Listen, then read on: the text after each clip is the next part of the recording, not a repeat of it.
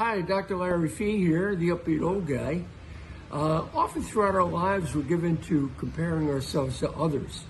This can have a positive effect on our lives when we compare ourselves to others who may be more physically fit than us and goad us to be more circumspect about our exercise program and our diet, or even to be kinder. To be, if we've noticed that we're abrupt with people lately, give people a little more leeway and be kinder.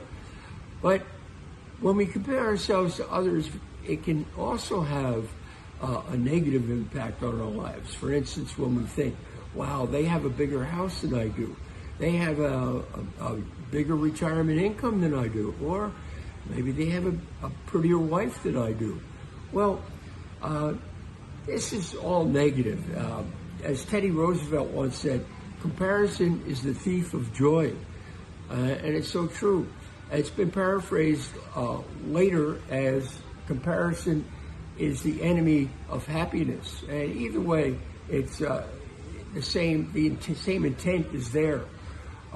If we're always having to compare ourselves to others, we're going to be endlessly unhappy because, as I mentioned, people are always going to have bigger houses, more income, prettier wives, you name it. But I have a friend, I have several friends that worked at the same job for 40 years, 9 to 5, and so they deserve a bigger income.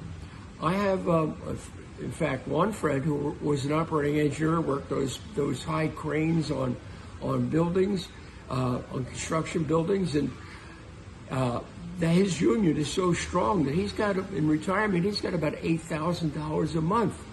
Now, mine is probably not even half of that.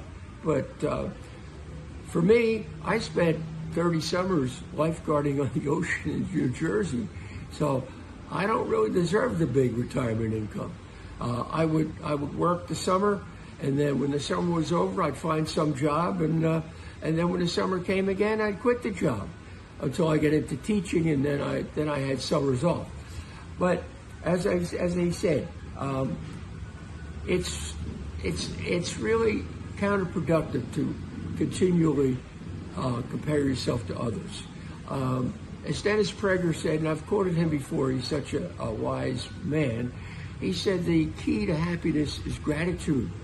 And if you do an inventory of what you have, not just income or house or whatever that, but just your general inventory of your social life, your health, and etc., you'll find there's a whole lot to be happy about.